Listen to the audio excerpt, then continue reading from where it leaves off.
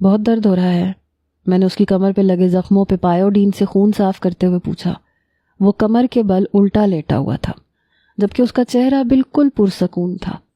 میری آنکھوں سے آنسو بہہ کے اس کی کمر پہ گرے۔ کہنے لگا، آنسو صاف کرو منہا، مجھے تکلیف بس ان آنسوؤں سے ہو رہی ہے اور بہت زیادہ ہو رہی ہے۔ میں نے کہا، پھپھو سعدیہ کے ساتھ بھی یہی سب کچھ ہوا تھا، انہوں نے بھی اس پیر سے بیعت لینے سے انکار کیا تھا۔ اور میں نے سب کچھ ساحر کو بتا دیا، جسے اس نے بہت خاموشی سے سنا۔ اپنی ماں سے جڑی اس قسم کی باتیں اکثر وہ سن چکا تھا، لیکن ان میں کتنی سچائی ہے وہ نہیں جانتا تھا۔ پر آج جب اپنی بیوی کے ساتھ یہی سب کچھ ہوتے دیکھا تو اسے یقین آ ہی گیا۔ آپ کو یہ سب نہیں کرنا چاہیے تھا ساحر۔ وہ اٹھ کے بیٹھا تو میں بے اختیار اس کے قریب ہوتے ہوئے کہنے لگی، میری جان کو کوئی کچھ کہے، میں اس کی جان نہ لے لوں؟ جذب کے عالم میں کہتا وہ مجھے کوئی دیوانہ ہی لگا۔ ساحر، اتنی محبت کون کرتا ہے؟ میں نے اس کی جانب کافی دیر خاموشی سے دیکھتے ہوئے پوچھا۔ اس نے آگے بڑھ کے میرے آنسو اپنی انگلی کی پوروں پہ چنے اور دھیرے سے میری آنکھوں پہ لب رکھے۔ میری جلتی آنکھوں کو سکون سا ملا۔ اس کے لمس پہ میرے دل کی دھڑکن بڑھی تھی۔ پاگل، محبت کون کرتا ہے؟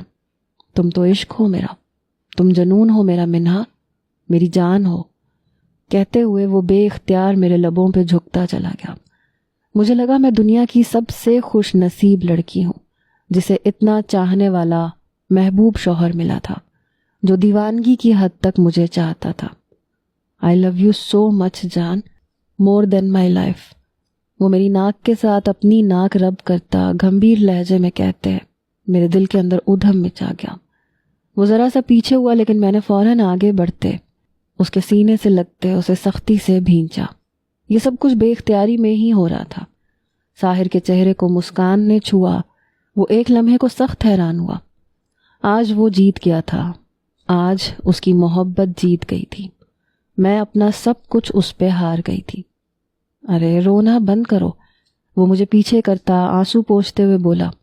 میں پھر سے اس کے سینے میں جا سمائی۔ منہا، اب تم میرے جواں جذبات کو جگا رہی ہو، ان میں آگ دہکا رہی ہو، اور ایک بار میں بہک گیا تو یاد رکھنا پھر پیچھے نہیں ہٹوں گا، تمہاری جان لبوں پہ لے آؤں گا۔ وہ گھمبیر لہجے میں میرے کان میں بولتا میرے رونگٹے کھڑے کر گیا۔ لیکن آج گھبرانے کا وقت نہیں تھا۔ میں نے دل سے اسے اپنا سب کچھ مان لیا تھا۔ میری خاطر اس نے بہت کچھ سہا تھا۔ یونیورسٹی میں نے اس کے ساتھ اچھا نہیں کیا تھا، ایک شرط پہ اسے محبت کے جال میں پھنسایا، پھر ٹھکرا دیا۔ وہ چاہتا تو مجھے برباد کر کے بھی بدلہ لے سکتا تھا، لیکن اس نے کچھ نہیں کہا۔ میرے والد اور بھائی کو جھوٹے قتل میں پھنسایا ضرور تھا، لیکن مقصد مجھے ہرانا تھا، نکاح کرنا تھا، ونی نہیں بنایا تھا خون بہا کے بدلے میں۔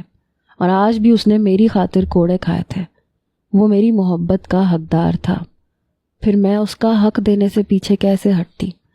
اس کا چہرہ اپنے دونوں ہاتھوں میں تھامے اسے بغور دیکھتی چلی گئی اور آگے بڑھ کے اس کے ماتھے پہ لب رکھے۔ آنسو رخساروں سے بہتے چلے گئے۔ ساحر، آپ میری کسی نیکی کا صلہ ہیں جو مجھے اس دنیا میں مل گئے۔ میں نے آپ کے ساتھ کبھی بھی اچھا نہیں کیا، آپ کو بہت تنگ کیا، آپ پہ شرط لگائی، میں نے آپ کو غلط سمجھا، پلیز مجھے معاف۔ میری بات یہیں تک پہنچی تھی جب میری بات کاٹتا وہ میرے لبوں کو شدت سے اپنی گرفت میں لے گیا۔ وہ اب مزید قریب آ رہا تھا۔ بس یہی سننا تھا منہا کہ میں تمہارے دل میں ہوں، اب میں پیچھے نہیں ہٹ سکتا۔ وہ گھمبیر لہجے میں کہتا، میرا سر تکیے پہ گراتا، میرے دوپٹے کو ایک طرف رکھتا مجھ پہ جھکا۔ آج مجھے اتنا چاہو منہا کہ ہر درد پہ تمہاری محبت مرہم بن جائے۔ تم نے میرے ہر درد پہ شرط لگائی تھی، آج اس کا مداوع کر دو۔ وہ یہ کہتے ہوئے میری گردن پہ جھک چکا تھا، بدلے میں وہ مجھ سے محبت مانگ رہا تھا۔ میں دل ہی دل میں اس کی قربت کا سوچتے گھبرائی تھی، لیکن پھر بھی مسکرا کے اسے دیکھا۔ ساحر، منہا آپ کے لیے بنی ہے، اور ایک بات میں اچھے سے سمجھ گئی ہوں، کال کوٹھڑی ہو یا حویلی، جب تک میرا ساحر میرے ساتھ ہے میرا کوئی کچھ نہیں بگاڑ سکتا۔ اتنا کہتے میں نے اس کے گلے کے گرد باہیں حائل کی تھی تو وہ میرے قریب سے قریب تر ہوتا چلا گیا۔ ہر پردے سے آزاد کرتے وہ اپنی شدتیں مجھ پہ نچھاور کرنے لگا۔ ہم بہکے تو بہکتے چلے گئے، جسم سے روح تک رسائی حاصل کرتے، دونوں کے اندر سکون سا اترا تھا۔